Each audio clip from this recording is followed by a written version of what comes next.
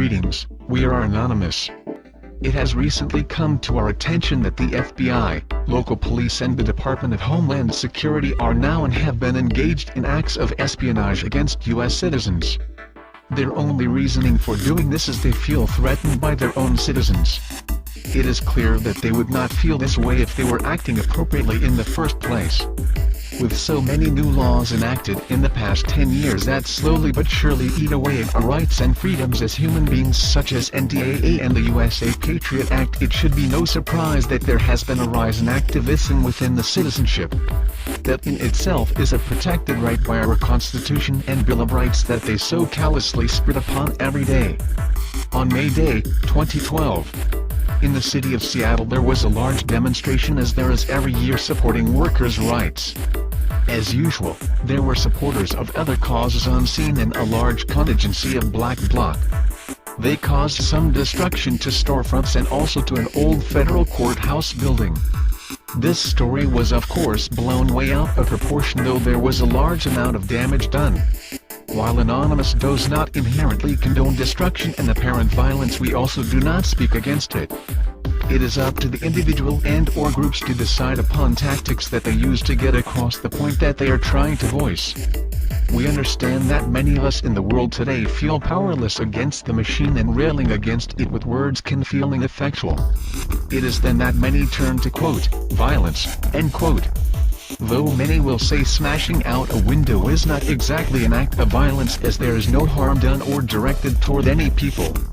There were many individuals targeted by the police that day for the actions, and an investigation in a federal secret grand jury was launched to find those responsible so they could be brought to justice, or so they say. There is one big problem with the story that is being told regarding that, though. The grand jury was already put together long before May 1st. On Wednesday, July 25th, the FBI conducted a series of coordinated raids against activists in Portland, Olympia, and Seattle. They subpoenaed several people to a special federal grand jury, and seized computers, black clothing and anarchist literature. This comes after similar raids in Seattle in July and earlier raids of squats in Portland.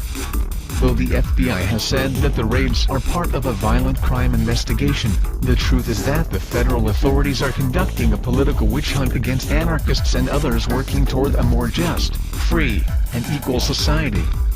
The warrant served specifically listed anarchist literature as evidence to be seized, pointing to the fact that the FBI and police are targeting this group of people because of their political ideas. Pure and simple, these raids and the grand jury hearings are being used to intimidate people whose politics oppose the state's agenda. Additionally, this email proves they had this plan before the actions in Seattle May Day. Subject: RE Grand Jury Public Records Request. Date: September 25, 2012, 9:39 a.m. 2. Dear, the impanelment date for the grand jury was March 2, 2012. Thanks. Bill M.C. Cool, District Court Executive Clerk of Court, United States District Court, Western District of Washington. Phone number 206-370-8430. For all of these reasons and others, including this quote, an FBI surveillance team followed 5 of the suspects north from Portland when they drove to Olympia the day before the May 1st riots, the FBI agent told the court. Anonymous has created Operation Grand Jury Resistors.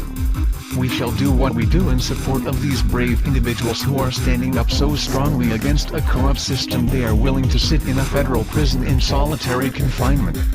We call on the Hive to attack 2 websites every Monday morning from 9 a.m. until noon Pacific Standard Time.